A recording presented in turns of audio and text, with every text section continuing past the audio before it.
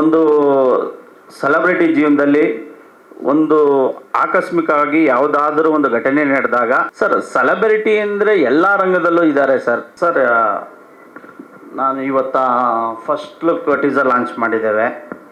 So ಇದರಲ್ಲಿ ಹೇಳ್ದಂಗೆ ನಾವು ಬೇಸ್ಡ್ ಆನ್ ಟ್ರೂ ಇವೆಂಟ್ಸ್, ಅಂದರೆ ಸಮಾಜದಲ್ಲಿ ನಡೆಯುತ್ತಿರುವಂತಹ ಅನೇಕ ಘಟನೆಗಳನ್ನ ತಗೊಂಡು ಈ ಒಂದು ಸಿನಿಮಾನ ಮಾಡಿದ್ದೀವಿ ಸರ್. ಅಲ್ಲ ಖಂಡಿತ ಮೇಡಮ್, ಮುಂದಿನ ದಿನಗಳಲ್ಲಿ ಟ್ರೈಲರ್ ಲಾಂಚ್ ಇದೆ.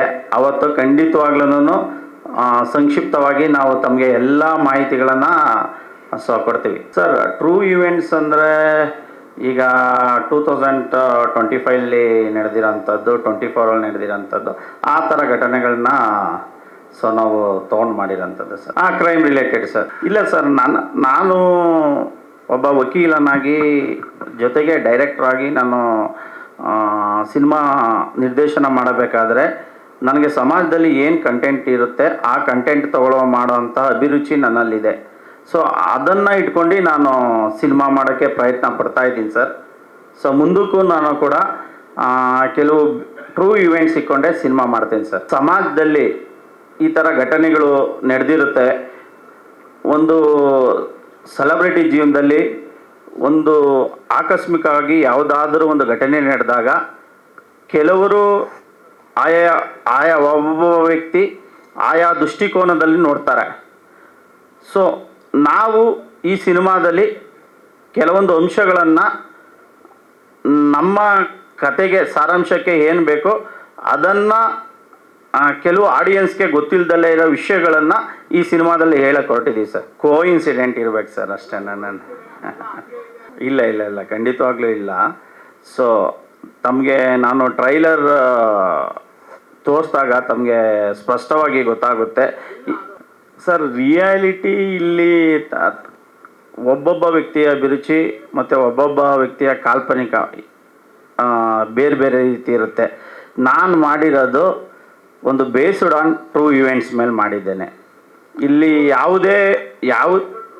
ಸರ್ ಅಲ್ಲ ತಾವು ದಯವಿಟ್ಟು ಸಿನಿಮಾದಲ್ಲಿ ನೋಡಿದಾಗ ತಮಗೆ ಸಂಕ್ಷಿಪ್ತವಾಗಿ ಗೊತ್ತಾಗುತ್ತೆ ಆ ಘಟನೆಗೆ ಸಂಬಂಧಪಟ್ಟಿದೆಯಾ ಅಥವಾ ಇದು ಬೇರೆ ಕಥೆನಾ ಅನ್ನೋದನ್ನು.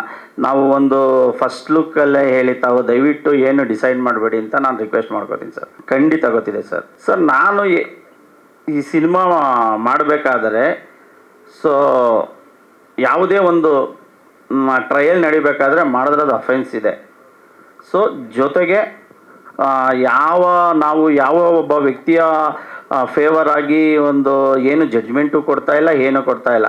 ನಾವು based on only true events ಇಟ್ಕೊಂಡು ಸಿನಿಮಾ ಮಾಡಿದ್ದೇವೆ ಸರ್. ಸೆಲೆಬ್ರಿಟಿ ಅಂದರೆ ಎಲ್ಲ ರಂಗದಲ್ಲೂ ಇದ್ದಾರೆ ಸರ್. ಈಗ ನಮ್ಮ ಪತ್ರಿಕೆಯಲ್ಲೂ ಸೆಲೆಬ್ರಿಟೀಸ್ ಇದ್ದಾರೆ, ಕ್ರಿಕೆಟಲ್ಲೂ ಇದ್ದಾರೆ, ಸಿನಿಮಾದಲ್ಲೂ ಇದ್ದಾರೆ, ಪಾಲಿಟಿಕ್ಸಲ್ಲೂ ಇದ್ದಾರೆ. ಸೊ ಎಲ್ಲ ವರ್ಗದಲ್ಲೂ ಇದ್ದಾರೆ ಸರ್.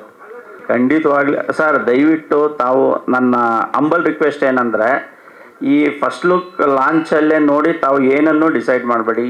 ಟ್ರೈಲರ್ ಇದೆ, ಇನ್ನು ಸಿನಿಮಾ ಇದೆ ಸರ್. ಅದು ಅಲ್ಲ ಸರ್ ಅದು ಅಲ್ಲ ಅವರು ನಾನು ಕ್ಲಾರಿಫಿಕೇಶನ್ ಕೊಡ್ತೀನಿ ಸರ್.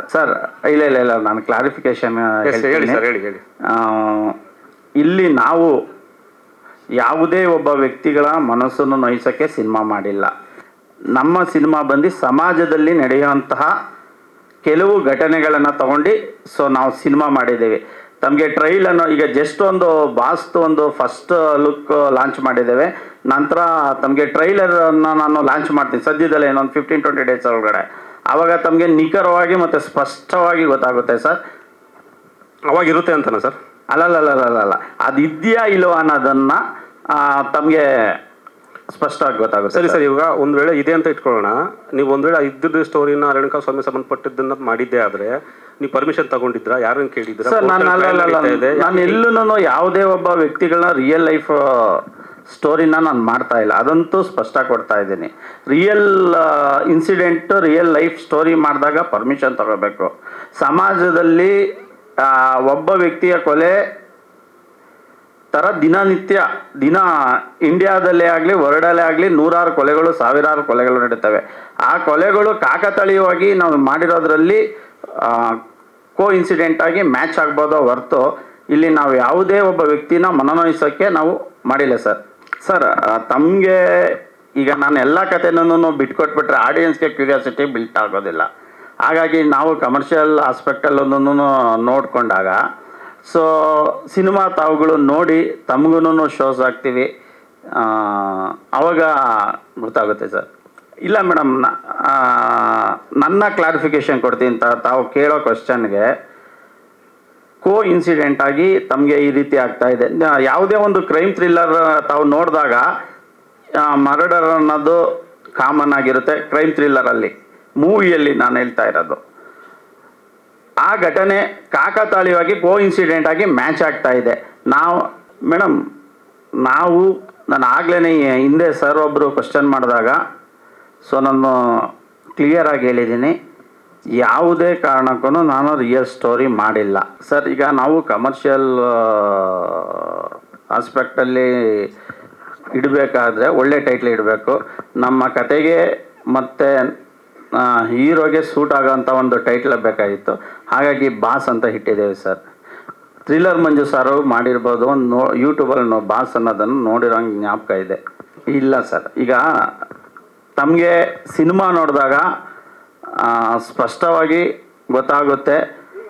ಇಲ್ಲ, ನಾನು ಪ್ರೇರಣೆ ಅಂದರೆ ಸರ್ ಸಮಾಜದಲ್ಲಿ ಆ ಥರ ಘಟನೆಗಳು ದಿನನಿತ್ಯ ನಡೆಯುತ್ತೆ ಸರ್. ಆ ಥರ ಇವೆಂಟ್ಗಳಲ್ಲಿ ಅದು ಒಂದಾಗಿರುತ್ತಲ್ವ ಸರ್ ನಿಮ್ಮ ಸಿನಿಮಾದಲ್ಲಿ? ಸರ್ ಅಲ್ಲಿ ತಮಗೆ ಸಿನಿಮಾ ನೋಡಿದಾಗ ಸರ್ ಸ್ಪಷ್ಟವಾಗಿ ಎಲ್ಲ ಗೊತ್ತಾಗುತ್ತೆ ಸರ್. ಆ ಘಟನೆಗೆ ಈ ಸಿನಿಮಾ ಸಂಬಂಧಪಟ್ಟಿದ್ಯಾ ಇಲ್ವಾ ಅನ್ನೋದನ್ನು ಸರ್. Tanish sir please. ಹಾಂ ಸರ್, ನಾನು ಹೇಳ್ತಿಲ್ವಾ, ಸಮಾಜದಲ್ಲಿ ನಡೆಯುವಂತಹ ಕೆಲವು ಘಟನೆಗಳನ್ನು ಆಯ್ದುಕೊಂಡು ಸಿನಿಮಾ ಮಾಡಿದ್ದೇನೆ. ಆದರೆ ಯಾವುದೇ ರಿಯಲ್ ಇನ್ಸಿಡೆಂಟ್ ನಾನು ಈ ಸಿನಿಮಾದಲ್ಲಿ ತೊಗೊಂಡಿಲ್ಲ ಸರ್. ಸರ್ ಅದನ್ನು ನಾನು ಈಗಲೇ ಹೇಳಿಬಿಟ್ರೆ ಸಿನಿಮಾದಲ್ಲಿ ಸಿನಿಮಾ ನೋಡಿ, ಈಗ ನಾನು ಸಿನಿಮಾ ಫುಲ್ಲು ಸ್ಕ್ರೀನ್ ಪ್ಲೇ ಕತೆ ಹೇಳಿಬಿಟ್ರೆ ಆಡಿಯನ್ಸ್ಗೆ ಒಂದು ಕ್ಯೂರಿಯಾಸಿಟಿ ಬಿಲ್ಡ್ ಆಗೋದಿಲ್ಲ. ದಯವಿಟ್ಟು ನಾನು ಮುಂದಿನ ದಿನಗಳಲ್ಲಿ ಸ್ಪಷ್ಟವಾಗಿ ಖಂಡಿತವಾಗ್ಲೂ ತಮ್ಮ ಮುಂದೆ ನಾನು ಹೇಳ್ತೀನಿ ಸರ್. ಮೇಡಮ್ ನೆಕ್ಸ್ಟ್ ಮಂತ್ ಮಾಡೋಣ ಅಂತ ಪ್ಲ್ಯಾನ್ ಇದ್ದೀವಿ ಮೇಡಮ್. ಸರ್ ಅದು ನಾನು ಖಂಡಿತವಾಗ್ಲೂ ಆ ಥರ ಮಾಡಿಲ್ಲ ಸರ್. ನೀವು ಹೇಳ್ತಾರ ಇದು ಅರ್ಥ ಆಯ್ತು ನನಗೆ. ನಾನು ಎಡ್ಕೊಂಬರೋ ಸ್ಟೈಲು ಅದು ಅಂತೆಲ್ಲ ಹೇಳ್ತಾ ಇದ್ದೀರಾ. ನಾನು ಆ ಥರ ಮಾಡಿಲ್ಲ, ನಾನು ತನುಷ್ ಹಾಗೆ ಮಾಡಿದ್ದೀನಿ ಸರ್ ಅದೆಲ್ಲ ಅಭಿನಯ. ಮೇಡಮ್ ಸೆನ್ಸಾರ್ ಅವರು ಏನು ಟರ್ಮ್ಸ್ ಆ್ಯಂಡ್ ಕಂಡೀಷನ್ ಅನ್ನೋದಕ್ಕಿಂತ ಅವ್ರು ಏನು ರೂಲ್ಸ್ ಅಪ್ಲೈ ಮಾಡ್ತಾರೆ ಅದಕ್ಕೆ ನಾವು ಬದ್ಧ ಆಗಿರಬೇಕು. ಪ್ರತಿಯೊಬ್ಬ ಸಿನಿಮಾ ಮೇಕರ್ ಅವರು ಬದ್ಧ ಆಗಿರಬೇಕು. ಹಾಗಾಗಿ ಅವರು ಏನು ಹೇಳ್ತಾರೆ ಅದನ್ನು ನಾವು ಮಾಡ್ತೀವಿ. ನಮಗೆ ಸ್ಯಾಟಿಸ್ಫ್ಯಾಕ್ಷನ್ ಆಗಲಿ ಅಂದರೆ ರಿವೈಸ್ ಕಮಿಟಿ ಇದೆ, ಅಲ್ಲಿ ಹೋಗ್ತೀವಿ. ಸೊ ಇನ್ನು ಅಪಿಲೆಂಟ್ ಇರುತ್ತೆ, ನಾವು ಅಲ್ಲಿ ಹೋಗ್ತೀವಿ ಮೇಡಮ್. ಸರ್ ಅದನ್ನು ದಯವಿಟ್ಟು ಸಿನಿಮಾದಲ್ಲಿ ತಾವು ನೋಡಿದ್ರೆ ಗೊತ್ತಾಗುತ್ತೆ ಸರ್. ನಾನು ಎಲ್ಲ ಕಥೆನೂ ಈಗಲೇ ಹೇಳ್ಬಿಟ್ರೆ ಸರ್ ಖಂಡಿತವಾಗ್ಲೂ ನಾವು ಒಂದು ಘಟನೆಯನ್ನು ನನ್ನ ದೃಷ್ಟಿಕೋನದಲ್ಲಿ ಹೀಗಾಗಿತ್ತು ಅನ್ನೋದನ್ನು ನಾನು ಹೇಳ್ತಾ ಇದ್ದೇನೆ. ಇಲ್ಲಿ ಯಾವುದೇ ನಿರ್ಣಯ, ಯಾವುದೇ ಒಬ್ಬ ವ್ಯಕ್ತಿಗಳ ಪರವಾಗಿ ಪರ ವಿರೋಧ ನಿರ್ಣಯಗಳನ್ನ ನಾವು ಈ ಸಿನಿಮಾದಲ್ಲಿ ಕೊಡ್ತಾ ಇಲ್ಲ ಸರ್. ಸರ್ ಅದು ತಗೊಂಡ್ರೆ ನಾನು ಒಂದು ಕೇಸ್ ಟ್ರಯಲ್ ನಡಿಬೇಕಾದ್ರೆ ತೊಗೊಂಡ್ರೆ ಅದು ಸಬ್ಜುಡಿ ಆಗುತ್ತೆ. ಬಟ್ ನಾನಿಲ್ಲಿ ಯಾವುದೇ ರಿಯಲ್ ಇನ್ಸಿಡೆಂಟ್ ಸ್ಟೋರಿ ಮಾಡಿಲ್ಲ.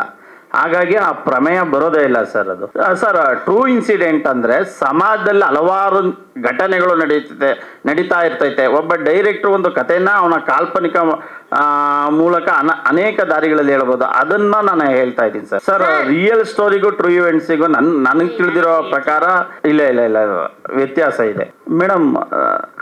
ನಾನು ಈಗಲೂ ಹೇಳ್ತೀನಿ, ದಯವಿಟ್ಟು ನೀವು ಆ ಘಟನೆಗೆ ನೀವು ಲಿಂಕ್ ಮಾಡಬೇಡಿ. ಇದು ನನ್ನ ಕೆಲವು ಸಮಾಜದಲ್ಲಿ ಸೊಸೈಟಿಯಲ್ಲಿ ನಡೆಯುವಂಥ ಘಟನೆಗಳನ್ನ ತಗೊಂಡು ಮಾಡಿರೋಂಥ ಸಿನಿಮಾ. ನೀವು ದಯವಿಟ್ಟು ದರ್ಶನ್ ಸರ್ ಕೇಸ್ಗೆ ಇದಕ್ಕೆ ದಯವಿಟ್ಟು ಲಿಂಕ್ ಮಾಡಬೇಡಿ ಅಂತ ನಾನು ಕೇಳ್ಕೊಳ್ತೇನೆ. ಅಲ್ಲ, ತಾವು ಸಿನಿಮಾ ನೋಡಿದ್ರೆ ತಮಗೆ ಮೇಡಮ್ ಶೋಸ್ ಆಗ್ತೇನೆ, ಆವಾಗ ನಿಮಗೆ ಸ್ಪಷ್ಟವಾಗಿ ಕ್ಲಿಯರಾಗಿ ಗೊತ್ತಾಗುತ್ತೆ ಈ ಸಿನಿಮಾದಲ್ಲಿ ಯಾವುದೇ ಒಬ್ಬ ವ್ಯಕ್ತಿಗಳ ವಿಕ್ಟಿಮ್ ಇರ್ಬೋದು, ಅಕ್ಯೂಸ್ಡ್ ಇರ್ಬೋದು, ಯಾವುದೇ ತೇಜವಧೆ ಮಾಡಿಲ್ಲ. ಸೊ ಅದನ್ನು ತಾವುಗಳು ಸಿನಿಮಾ ನೋಡಿದಾಗ್ಲೇ ಗೊತ್ತಾಗುತ್ತೆ ಮೇಡಮ್. ಮೇಡಮ್ ಇಲ್ಲಿ ಈಗ ನಾವು ಮಾಡಿದ್ರೆ ಗಿಮಿಕ್ ಅಂತಾರೆ, ಕೆಲವರು ಮಾಡಿದ್ರೆ ಪಬ್ಲಿಸಿಟಿ ಅಂತಾರೆ, ಏನು ಮಾಡೋಕ್ಕಾಗೋದಿಲ್ಲ. ಸರ್ ಅಲ್ಲ ಕೆಲವು ಸಲ ಸರ್ ಅದು ನಿಜ ಇರ್ಬೋದು ಸರ್, ಒಬ್ಬ ಮೇಕರ್ ಆಗಿ ಅದನ್ನು ಒಪ್ಕೊಂತೀವಿ, ಖಂಡಿತವಾಗ್ಲೂ ಒಪ್ಕೊಂತೀನಿ ಸರ್, ಅದನ್ನು ನಾನು ಇಲ್ಲ ಅಂತ ಹೇಳಲ್ಲ. ಒಂದು ಸಿನಿಮಾನ ಆಡಿಯನ್ಸು ಥಿಯೇಟ್ರಿಗೆ ಬರಬೇಕು ಅಂದರೆ ಸೊ ನಾವು ಕ್ಯೂರಿಯಾಸಿಟಿ ಬಿಲ್ಡ್ ಮಾಡಲೇಬೇಕು, ಅವ್ರನ್ನ ಕರ್ಕೊಳ್ಳೇ ಬರಬೇಕು. ಅದರಲ್ಲೂ ಒಬ್ಬ ಮೇಕರ್ಗೂ ಅದು ಚಾಲೆಂಜ್ ಆಗಿರುತ್ತೆ. ಈ ಸಿನಿಮಾದಲ್ಲಿ ಯಾವುದೇ ಗಿಮಿಕ್ ಇಲ್ಲ ಸರ್. ನೀವು ಸರ್ ನೀವು ತಿಳ್ಕೊಂಡಿರಂಗೆ ನಿನ್ನ ಸಿನಿಮಾದಲ್ಲಿ ಈಗ ನೀವು ಸಿನಿಮಾ ನೋಡಿದಾಗ ಕೆಲವು ಘಟನೆಗಳು ತಾವು ಎಲ್ಲೋ ನೋಡಿದ್ದೀನಿ ಅನ್ಬಹುದು, ಆದರೆ ತಮಗೆ ಕೆಲವು ಘಟನೆಗಳು ಗೊತ್ತಿಲ್ಲದೆಲ್ಲವನ್ನೂ ಕೂಡ ಈ ಸಿನಿಮಾದಲ್ಲಿ ನಾವು ಹೇಳಿದ್ದೀವಿ. ಆದರೆ ಕೆಲವ್ರಿಗೆ ಗೊತ್ತಿರಬಹುದು. ಸರ್ ಸರ್ ನೀವು ಒಬ್ಬ ನಾರ್ಮಲ್ ರೈಟರ್ ಆಗಿ ಡೈರೆಕ್ಟರ್ ಆಗಿ ಸಿನಿಮಾ ಮಾಡಿದ್ರೆ ಬಹುಶಃ ಇಷ್ಟು ಪ್ರಶ್ನೆಗಳು ಬರ್ತಿರ್ಲಿಲ್ಲ. Yes sir. ಒಬ್ಬ ಲಾಯರ್ ಆಗಿ ಸಿನಿಮಾ ಮಾಡಿದಿರಲ್ಲ. Yes sir. ಈ ಲಾಯರ್ ಅಂತಂದ್ರೆ ಅದೇ ಸಮಸ್ಯೆ ಇರೋದು. ತುಂಬಾ ದಿವಸದಿಂದ ಆ ಘಟನೆ ನಡೆದಾಗಿಂದನೂ ಪ್ರತಿದಿನಾನು ಅಥವಾ ವಾರಕ್ಕೊಂದು ವಿಡಿಯೋ ಬರ್ತಾನೆ ಇರುತ್ತೆ regarding this particular case. Yes sir. ಇಲ್ಲಿ ಡೈರೆಕ್ಟ್ರು ಕಮ್ ಲಾಯರ್ ಆಗಿರೋದ್ರಿಂದ you have to answer very clearly, ಅಂದ್ರೆ ಇದು ಅದೇನಾ ಅಲ್ವಾ ಅಂತ. ಸರ್ ನಮಗೆ ಟ್ರೈಲರ್ ಲಾಂಚ್ ಮಾಡ್ತೀವಿ, ಆ ಸಂದರ್ಭದಲ್ಲಿ ನಾನು ಏನನ್ನು ಮುಚ್ಚಿಡೋಕ್ಕಾಗೋದಿಲ್ಲ, ಎಲ್ಲವನ್ನೂ ನಿಮ್ಮ ಮುಂದೆ ತೆರೆದಿಡಲೇಬೇಕು, ಇಲ್ಲ ಅಂದರೆ ಅದು ಆಡಿಯನ್ಸ್ಗಳಿಗೆ ರೀಚ್ ಆಗೋದಿಲ್ಲ. ಖಂಡಿತವಾಗ್ಲೂ ಕೆಲವು ದಿನಗಳಲ್ಲಿ ನಾನು ಸ್ಪಷ್ಟವಾಗಿ ತಮಗೆ ಹೇಳ್ತೀನಿ ಸರ್. ಇಲ್ಲ ಸರ್, ಇಲ್ಲ ಸರ್, ಇಲ್ಲ ಸರ್, ಮುಂದಿನ ತಿಂಗಳಲ್ಲಿ ಮಾಡಬೇಕು ಅಂತ ಪ್ಲ್ಯಾನ್ ಆಗಿದ್ದೀವಿ. ಸೆನ್ಸಾರ್ ಎಲ್ಲ ಫೈನಲ್ ಆದಮೇಲೆ ಈಗ ನಾವೇನಂದ್ರೆ ಈಗ ನಮ್ಮ ಯೂಟ್ಯೂಬ್ ಚಾನಲನ್ನೇ ತನುಷ್ ಸ್ಟುಡಿಯೋಸ್ ಅಂತ ಯೂಟ್ಯೂಬ್ ಚಾನಲ್ ಮಾಡಿದ್ದೀವಿ ನಾವು. ಕೆಲವು ಟೀಸರ್ನ ಮತ್ತು ಆಡಿಯೋನ ಎಲ್ಲ ಕೇಳಿಸ್ತೋ ಎಲ್ಲ ಕೆಲವು ಯೂಟ್ಯೂಬ್ ಆಡಿಯೋ ಕಂಪ್ನಿಗಳಿಗೆ ಅವರೆಲ್ಲ ಓಕೆ ಆಯಿತು, ಎಲ್ಲ ಆಯಿತು. ಕೊನೆಗೆ ಅವರು ಒಂದು 2 days 3 days ಅಂತ ಹೇಳಿ ಈ ಸಿನಿಮಾ ಬೇಡ ಸರ್, ನೆಕ್ಸ್ಟ್ ಸಿನಿಮಾ ಆದರೆ ನಾನು ಮಾಡ್ತೀನಿ, ದಯವಿಟ್ಟು ಬೇಡ ಅಂತ ದೊಡ್ಡ ಕಂಪ್ನಿಗಳೇ ಹೇಳಿದರು. ಅದಕ್ಕೋಸ್ಕರ ನಾವೇ ತನುಷ್ ಸ್ಟುಡಿಯೋಸ್ ಅಂತ ಒಂದು ಯೂಟ್ಯೂಬ್ ಚಾನಲ್ ಓಪನ್ ಮಾಡಿ ಆಡಿಯೋನು ಕೂಡ ನಮ್ಮ ತನುಷ್ ಸ್ಟುಡಿಯೋಸಿಂದನೇ ನಾವು ಲಾಂಚ್ ಮಾಡ್ತಾ ಇದ್ದೇವೆ.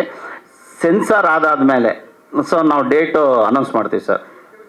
ಸರ್ ಅದನ್ನು ಭವಿಷ್ಯ ನಾವೇ ಮಾಡಬಹುದು.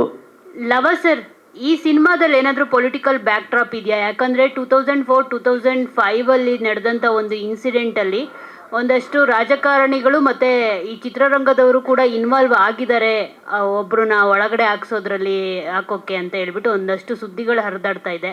ಸೊ ಆ ಥರದ್ದೇನಾದರೂ ನಿಮ್ಮ ಸಿನಿಮಾದಲ್ಲೂ ಇದೆಯಾ ಅಂತ? ಮೇಡಮ್ ಈಗಲೇ ನೀವು ಎಂಟೈರ್ ಸ್ಕ್ರೀನ್ ಪ್ಲೇನೇ ಸ್ಟೋರಿನೇ ಕೇಳಿಬಿಟ್ರೆ ಹೇಗೆ? ಸಿನಿಮಾದಲ್ಲಿ ಇರಲೂಬೋದು, ಇಲ್ದಲೇ ಇರ್ಬೋದು ಮೇಡಮ್. ದಯವಿಟ್ಟು ಸಿನಿಮಾ ನೋಡಿ, ಖಂಡಿತವಾಗಿಯೂ ತಮ್ಗೆ ಗೊತ್ತಾಗುತ್ತೆ ಮೇಡಮ್. ಬಂದಿಲ್ಲ ಒಬ್ಬರು ಆ್ಯಕ್ಚುಲಿ ಹೈದ್ರಾಬಾದಲ್ಲಿದ್ದಾರೆ, ಪಾಯಲ್ ಚಂಗಪ್ಪ ಅಂತ ಮಾಡಿದ್ದಾರೆ. ಸೊ ನಂತರ ಮೋನಿಕಾ ಗೌಡ, ವಂದಿತಾ ಅಂತ ಈಗ ಹೆಸರು ಚೇಂಜ್ ಮಾಡ್ಕೊಂಡಿದ್ದಾರೆ. ಶೀಲಾ ಗೌಡ ಅಂತ ಒಬ್ಬರು, ಲಕ್ಷ್ಮಿ ಅಂತ ಒಬ್ಬರು ಇದ್ದಾರೆ. ಸಿನಿಮಾ ನೋಡಿ ಸರ್, ಖಂಡಿತವಾಗ್ಲೂ ಸಿನಿಮಾ ನೋಡಿ ಸರ್, ಪ್ಲೀಸ್.